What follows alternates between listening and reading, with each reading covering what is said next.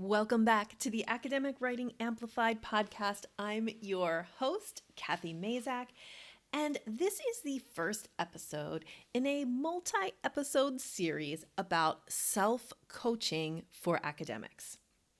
In today's episode, I'm going to get into what is coaching and how it's different from the other kinds of things we do, which might feel similar to coaching, such as teaching, consulting, mentoring. And then I'm going to talk specifically about what is self-coaching and why you might want to learn how to do it. Now, in 2026, I'm approaching the podcast a little bit differently, and I'm creating a series of series. And this is the first one. The idea is that I'm going to release the entire series at once, and you can treat it kind of like a mini course, like a little free mini course. And I'm really hoping that this will make the podcast more actionable, but also like more recommendable, because maybe you will listen to this self-coaching for academics series and you'll think about somebody in your life who needs to hear what this series has to say, and you could specifically point them to this series as an entry point into the podcast, because right now there's over 300 episodes of this podcast in the feed, and it can be a little much of, in terms of knowing where to start. Before I get to that, I want to say that you can always find out more and hear more from me through your email inbox by going to scholarsvoice.org and finding my email newsletter at the bottom of any one of the pages on my website. It's called In the Pipeline, and it is going to point you to my best podcast episodes, the ones that I really think that kind of new people to the podcast should be listening to. And also, I would be remiss if I didn't mention my Navigate program, which we run 3 times a year. It is for university professors to help you publish your backlog of papers. And you can find out information about that at scholarsvoice.org/navigate. Okay, so let's get into it. What is coaching? And then later I'll talk about what is self-coaching. And then the rest of the episodes in this series will be about specific self-coaching techniques that I think are really important for academics. So what's coaching? So let me talk first about like what coaching isn't, and then I'll give you my very, simple definition for what coaching is.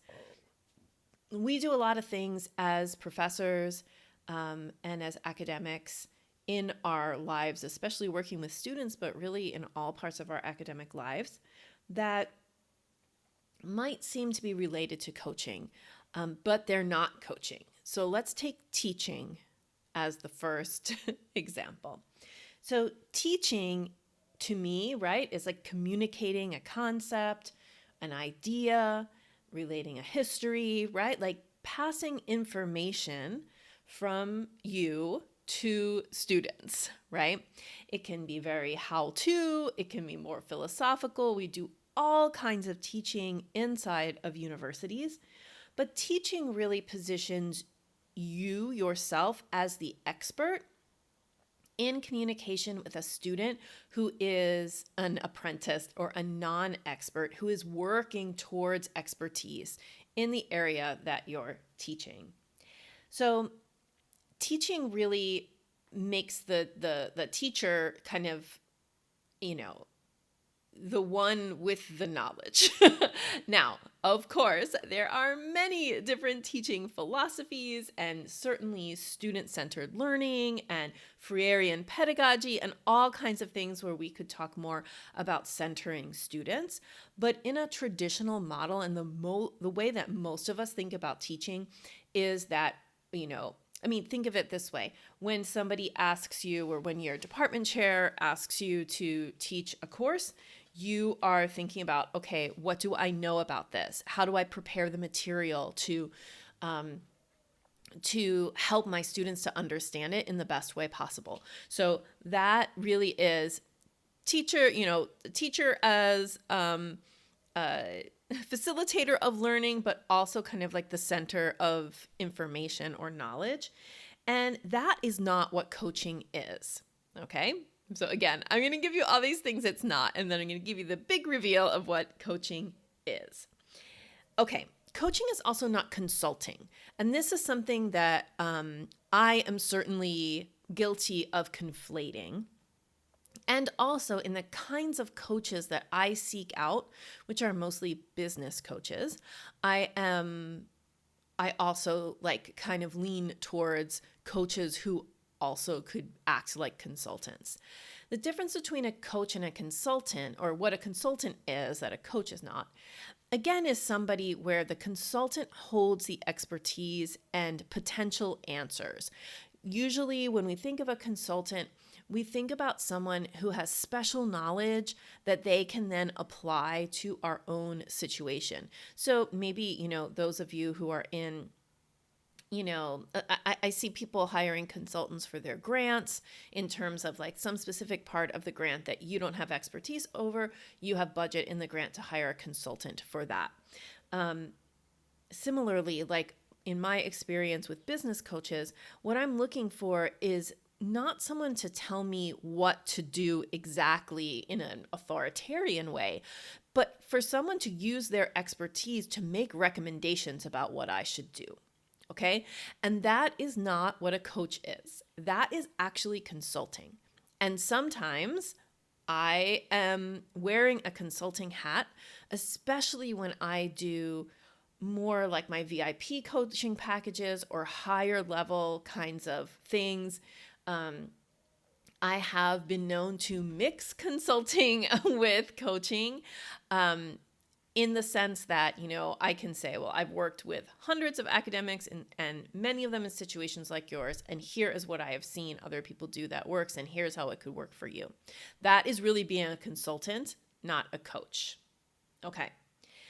Another one that I think is important to make a distinction here between coaching and this other role that we play as academics is mentoring. So mentoring is neither teaching nor consulting. It can totally have aspects of both, and in our work as academics, it does certainly seem that way, right? But mentoring is a little bit different. Mentoring is, I have been where you are, and I am going to help serve as a guide for you through the same process that I went through. Okay, so a mentor, like a PhD mentor, is someone who is mentoring the doctoral student into like almost like an acculturation into academia, into academic writing, into academic research. A mentor could be really helping you on the job market. And the expertise in that case is coming from the experience that the mentor has had, and almost like this mentor apprentice kind of relationship where it's like, I have experienced or mastered something, and now I'm going to show you how, like, you're going to be my apprentice and you're going to learn to do what I did. Okay. Different from teaching, right? You can see the difference. It's not information that, sharing, I mean, it has that in it, but it's not just that, right? Mentoring is a little different. And it has a lot to do with, you're mentoring somebody through an experience that you yourself has had before. Okay. Coaching is not that either. You can have a coach who is an excellent coach who has never, ever done the thing that you are doing. So what is coaching then? If it's not teaching, it's not consulting, and it's not mentoring. My definition of coaching is helping someone to understand themselves better and helping someone to listen to their inner voice more clearly. So coaching in the way that I try to practice it, but also in the way that I like to guide people to self-coach, is really about listening to yourself and making the decision that you kind of know deep inside you're supposed to make. So some tools that I use in this process are reflecting back to the person I'm coaching what I'm hearing them say. So I'll give you an example. Yesterday, I was coaching someone in my leadership program, and she said, I'm going to change my goal that I originally was thinking of. Here's my new goal, and here's how I want it to feel. I want it to feel fun. I want to feel like the people I'm in collaboration with are lovely, and I want it to feel interesting and exciting. And she's like, am I doing something wrong by changing my goal to this new goal? And the coaching technique I used there with her was to reflect back to her what she was saying to me. And I was like, well, listen to the words that you just used. And I said, fun, interesting, lovely, and what we were getting at there was like, I said to her, like, none of that seems like you're making decisions from a place of fear or avoidance or anything else, but rather just evolving through your thought process and responding to, the things that are happening around you and shifting your goals somewhat. So in that sense, in that moment, it was just like a good example of my job as a coach was to listen and then reflect back what I was hearing. Because when some other person besides you reflects back what you're saying, you can then kind of process it or analyze it a little bit better. So she was able to like very quickly see like, oh yeah, like here's where that decision's coming from and here's how I feel about that. So a coach's job is to help you kind of better see the way that you're making a decision, maybe where your decisions are coming from, and then giving you tools to kind of be able to do that kind of self-check on your own. I think that a coach shouldn't feel like you always need to have a coach for the rest of your life. I mean, especially the same coach maybe.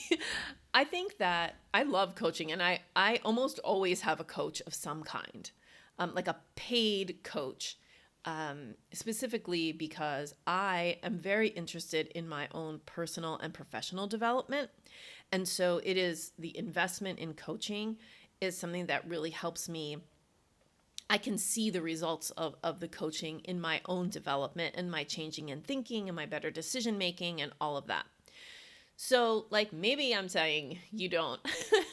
Well, what I'm trying to say is I don't think coaches should create codependent relationships, like where you can't make a decision without consulting your coach first, which is why I've been thinking so much more about self-coaching and for myself, but also for my clients. As you know, if you've listened to this podcast before, I have a program called Navigate, which is about publishing your backlog of papers, learning a system to publish your backlog of papers.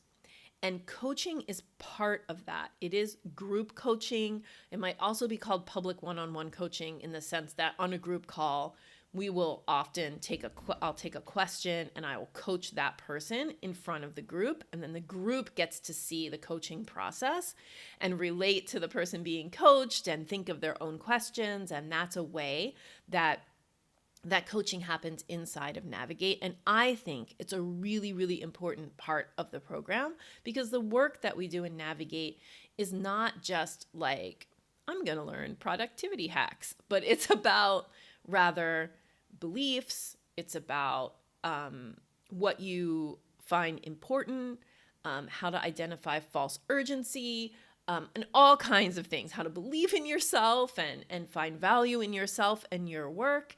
And your time. Like it's about so many of those things. And in that program, it's a 12-week program. And then after you take it the first time, you can re-enroll as many times as you want for additional 12-week sessions. So you could take the program, 3 times a year, basically. And some people have taken it 3, 4, even 5 times. But it's not designed for you to need it.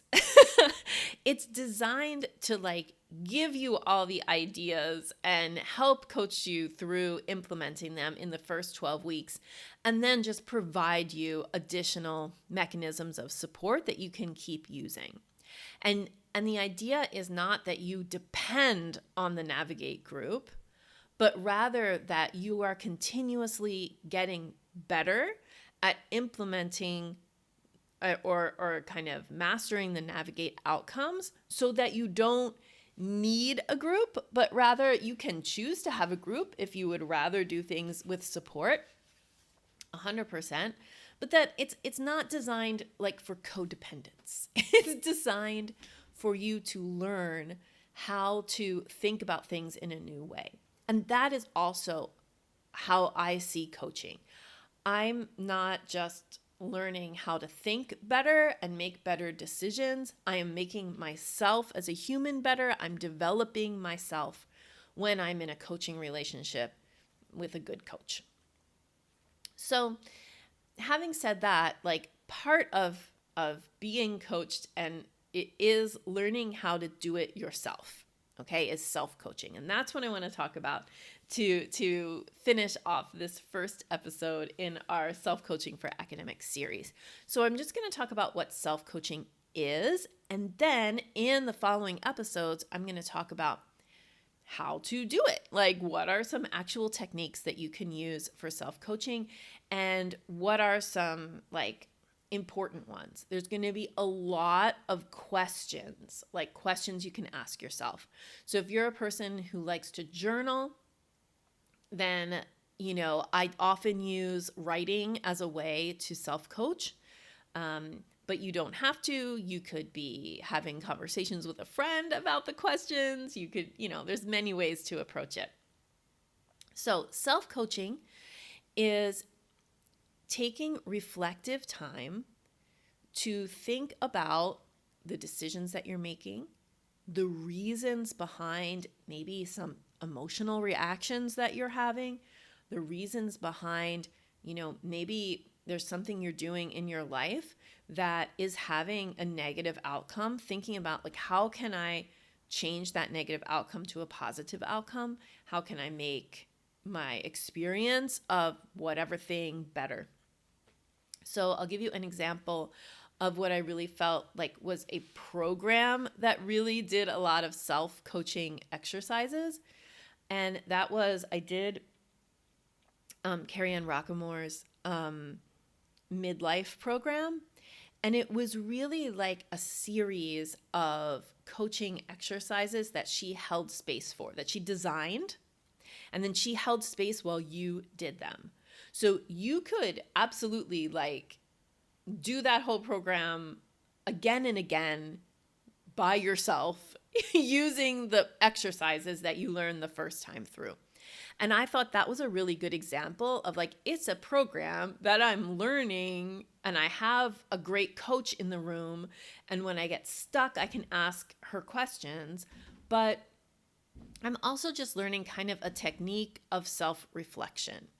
And so those are the kinds of things that I'm going to teach you in the rest of this series. So self-coaching, I think, is reflectively considering how you can better listen to your inner voice, how you can take a little time to be very reflective and intentional about what the decisions that you're making, how you're feeling about things. And I just think it's best done with kind of guided questions, visualizations, perhaps, and a notebook. So you can figure out the best way for you to do it. But in the upcoming episodes, I will be sharing with you my favorite self-coaching techniques, mostly involving questions to ask yourself. All right, so stay tuned for that, and I'll see you in the next episode.